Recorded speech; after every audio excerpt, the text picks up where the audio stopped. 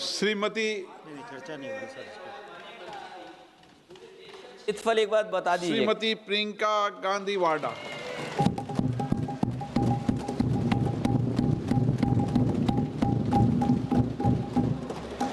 आदरणीय अध्यक्ष महोदय, मैं आपको धन्यवाद देना चाहती हूं कि इस महत्वपूर्ण मुद्दे पर आपने मुझे बोलने का मौका दिया। ये अलग बात है कि सत्ता पक्ष के लोग सब मेरे बोलने से पहले ही भाग गए। आइए आइए, आपको देख के मैं खुश थी कि आप वापस आ गए। सबसे पहले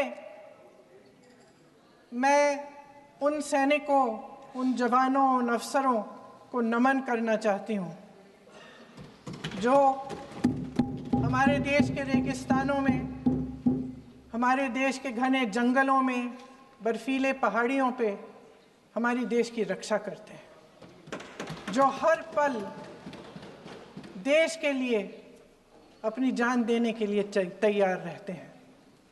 1948 से लेकर अब तक, जब से पाकिस्तानी रेडर्स ने कश्मीर पे हमला किया, तब से लेकर अब तक हमारे देश की अखंडता की रक्षा करने में उनका बड़ा योगदान है।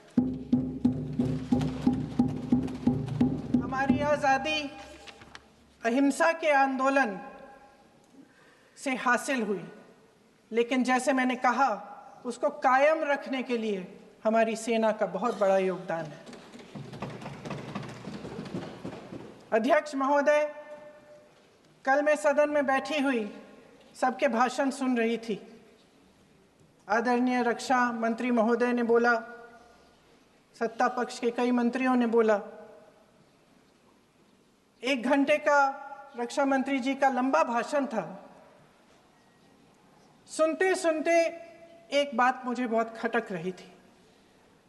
उसके बाद जब दूसरे भाषण भी सुने आपके सत्ता पक्ष के, तब भी ये बात बार बार मेरे मन में आ रही थी कि सारी बातें कर ली, ऑपरेशन सिंदूर की बात कर ली, आतंकवाद की बात कर ली, देश की रक्षा की बात कर ली, इतिहास का पाठ भी पढ़ा दिया, लेकिन एक बात छूट गई। उस दिन 22 अप्रैल 2025 को जब 26 देशवासियों को अपने परिवार के सदस्यों के सामने खुलेआम मारा गया, तो ये हमला कैसे हुआ, क्यों हुआ?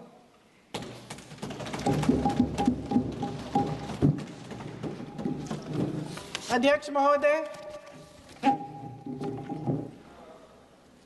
ये लोग बैसारन वैली में, पहलगाम के पास कश्मीर में क्या कर रहे थे? आजकल पब्लिसिटी का दौर है, प्रचार का ज़माना है। कुछ समय से हमारी सरकार ये प्रचार कर रही थी कि कश्मीर में आतंकवाद ख़त्म हो गया है, कि कश्मीर में शांति है, अमन चैन है। प्रधानमंत्री जी ने खूब भाषण दिए, देशवासियों को कहा कि चलिए कश्मीर चलिए, सैर करिए। कई बार मैंने ये भी देखा मीडिया पर, टीवी पर, कि कश्मीर जाइए, ज़मीन खरीदिए, अब वहाँ अमन चैन है, शांति का वातावरण है। इसी बीच शुभम द्विवेदी, एक कानपुर के नौजवान, और उनके पूरे परिवार ने तय किया कि वो कश्मीर जाएंगे। शुभम द्विवेदी की 6 महीने पहले शादी हुई थी। उसकी पत्नी ने कहा कि उनके बीच एक ऐसा रिश्ता था, प्रेम और दोस्ती का ऐसा रिश्ता था कि वो एक दूसरे को बच्चों की तरह हंसाते थे। सोशल मीडिया पर एक वीडियो भी जारी है जिसमें पूरा परिवार एक साथ बैठा हुआ ताश खेल रहा है और ऐसे हंस रहे हैं, ऐसे हंस रहे हैं कि उस वीडियो को देख के किसी का भी दिल टूट जाए कि इस परिवार को इस तरह से उजड़ने क्यों दिया हमने। 22 अप्रैल 2025 को बैसारन वैली में मौसम का मिजाज अच्छा था। जैसे हर रोज़ लगातार 1000 से 1500 लोग वहाँ पहुँचते थे, उसी तरह से उस दिन भी तमाम पर्यटक वहाँ पहुँचे। वहाँ का रास्ता आसान नहीं है अध्यक्ष महोदय जी, जंगल से जाना पड़ता है, पहाड़ों के बीच जाना पड़ता है, घोड़े से जाना पड़ता है। ये परिवार वहाँ पहुँचे, मौसम सुहाना था, उनके बच्चे ट्रैम्पोलिन पे खेल रहे थे, कोई जिपलाइन कर रहा था, कोई चाय पी रहा था, तो कोई कश्मीर की सुंदर वादियों की ठंडी हवा का मज़ा ले रहा था। शुभम अपनी पत्नी के साथ एक स्टॉल पे खड़े थे। तभी अचानक 4 आतंकवादी जंगल में से निकलते हैं और शुभम को वहीं अपनी पत्नी के सामने मार डालते हैं। उसके बाद वे वहाँ से पूरे वैली में 1 घंटे के लिए लोगों को चुन चुन कर मारते हैं। किसी के पति को अपनी पत्नी के आंखों के सामने, किसी के पिता को अपने बेटे के सामने, चुन चुन कर 26 लोगों को मार डालते हैं। शुभम की पत्नी घबराकर वहां से भागने की कोशिश करती है, अपनी जान बचाने के लिए जंगल की तरफ दौड़ती है। वहां पता चलता है कि तमाम लोग जंगल की तरफ दौड़े हैं और अपनी जान बचाने की कोशिश कर रहे हैं। कोई अपने बेटे का हाथ पकड़ के पहाड़ों पर घसीटता हुआ जा रहा है, कोई कश्मीरी घोड़े वालों और गाइडों की मदद लेते हुए चले जा रहा है। कोई रास्ता नहीं है, कोई तरीका नहीं है, लेकिन किसी न किसी तरह से शुभम की पत्नी के शब्दों में किसी ऐसी शक्ति ने हमको बचा कर रखा कि हमें किसी न किसी तरह से हम अकेले नीचे पहुंचे। और मैं उनके लफ्ज पढ़ना चाहती हूं,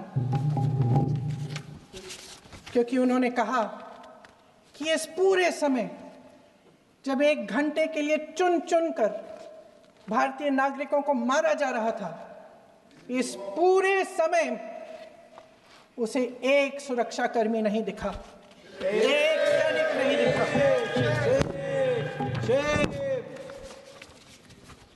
शुभम की पत्नी ने कहा, कोट, मैंने अपनी दुनिया को खत्म होते हुए देखा, अपनी आंखों के सामने एक सिक्योरिटी गार्ड नहीं था।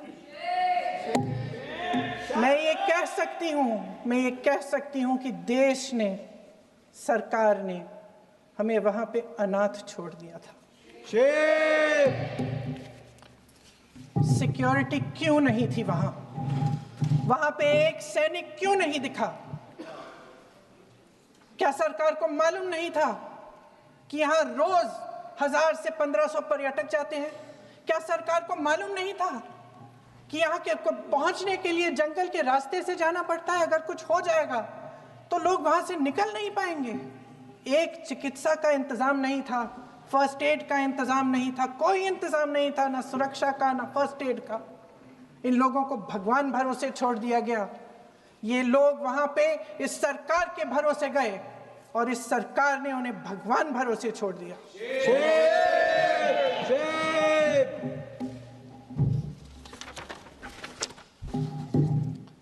मैं पूछना चाहती हूं, ये किसकी जिम्मेदारी थी?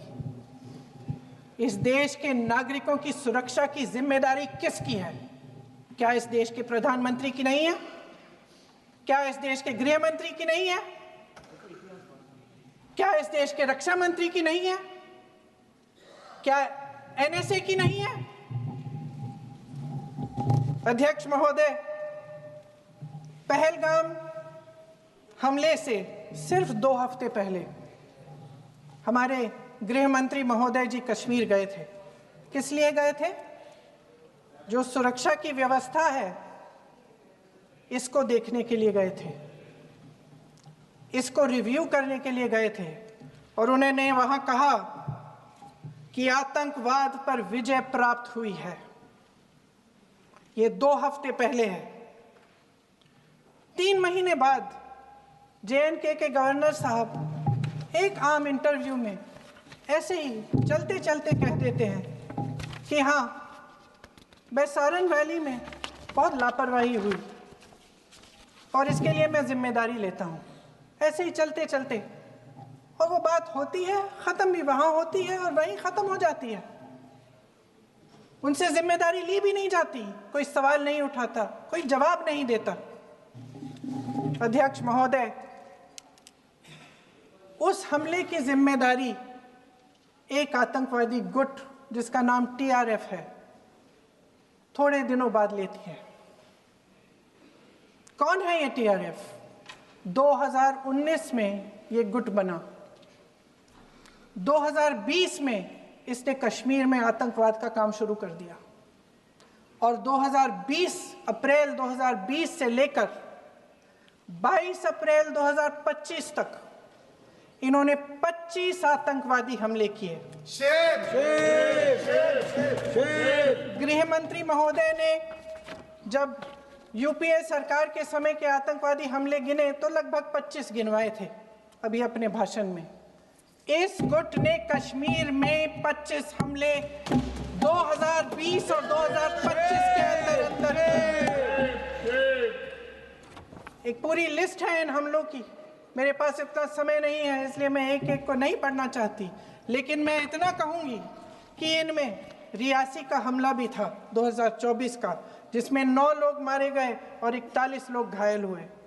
कुल मिलाकर 2020 से लेकर 22 अप्रैल 2025 तक TRF ने 41 सेना और सुरक्षा कर्मियों की हत्या की, 27 सिविलियन की हत्या की और 54 लोगों को घायल किया था। भारत सरकार ने TRF को आतंकवादी संगठन का दर्जा कब दिया? 2020 में दिया, 2021 में दिया, 2022 में दिया, 2023 में दिया। 3 साल बाद, 3 सालों के लिए ये आतंकवादी गतिविधियां कर रहे हैं और आप इनको आतंकवादी संगठन तब कहते हैं 2023 में। इसकी क्या वजह थी? ये सब सरकार के संज्ञान में था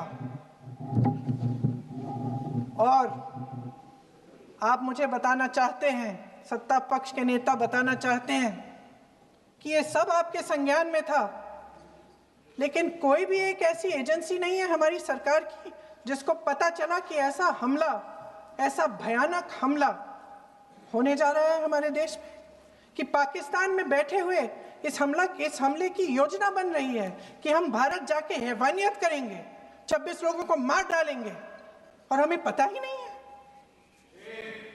क्या ये हमारी एजेंसियों की विफलता है कि नहीं है?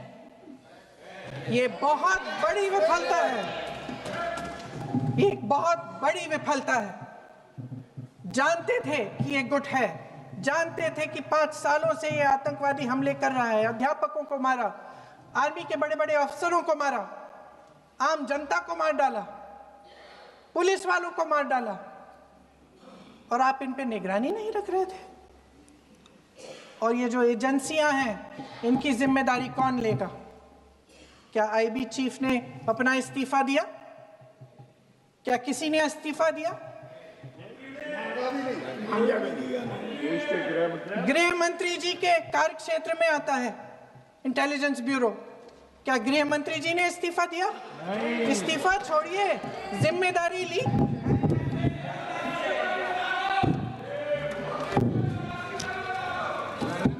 साहब देखिए, इतिहास की बात आप करिए, मैं वर्तमान की बात करना चाहती हूँ।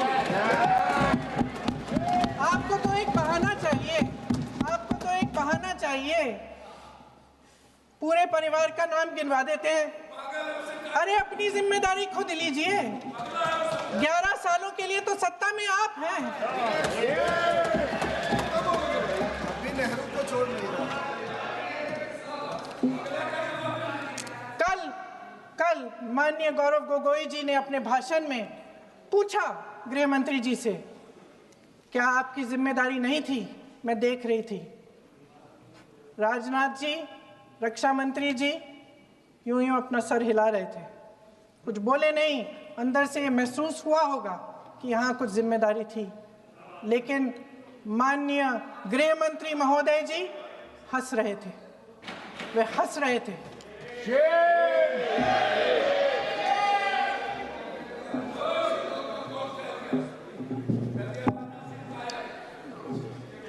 अध्यक्ष महोदय, कल सत्ता पक्ष और आज भी सत्ता पक्ष के नेताओं ने 2008 के मुंबई के हमलों का जिक्र किया, बार बार कहा कि मनमोहन सिंह जी की सरकार ने कुछ नहीं किया।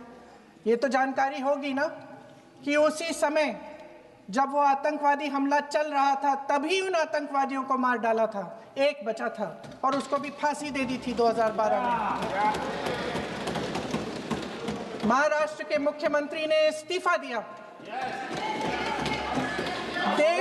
देश के गृह मंत्री ने जिम्मेदारी लेकर इस्तीफा दिया। एक जवाबदेही थी पब्लिक के प्रति, एक जवाबदेही थी इस देश की जनता के प्रति, इस देश की धरती के प्रति।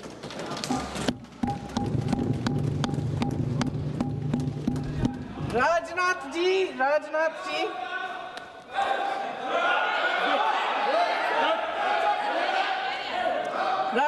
जी तो पुलवामा, उरी और पठानकोट के समय गृह मंत्री रहे थे।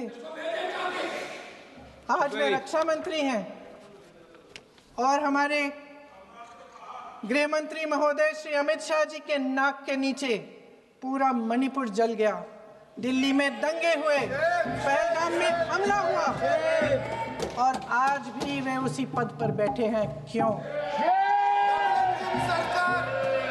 अध्यक्ष महोदय, बमबारी से अखबारों के हेडलाइन बनते हैं, मगर कहानी सुरक्षा में की चूक में भी है। आज देश खोखले भाषण नहीं सुनना चाहता, देश जवाब चाहता है, तसल्ली चाहता है कि सच उससे छिपाया नहीं जाएगा। देश जानना चाहता है कि उस दिन अप्रैल 22, 2025 को क्या हुआ और क्यों हुआ। आप तो खुद अपनी पीठ थपथपाने में लगे रहते हैं। सेना, देश, संसद से सच छुपाते हैं। ऑपरेशन सिंदूर जब शुरू हुआ, हम सब ने समर्थन किया, सब एकजुट होकर खड़े हो गए इस देश के लिए। दोबारा होगा, दोबारा खड़े हो जाएंगे। अगर हमारे देश पे हमला होता है तो यहाँ इस सदन में किसी भी पार्टी का हो, कोई भी हो, सब आपका समर्थन करेंगे।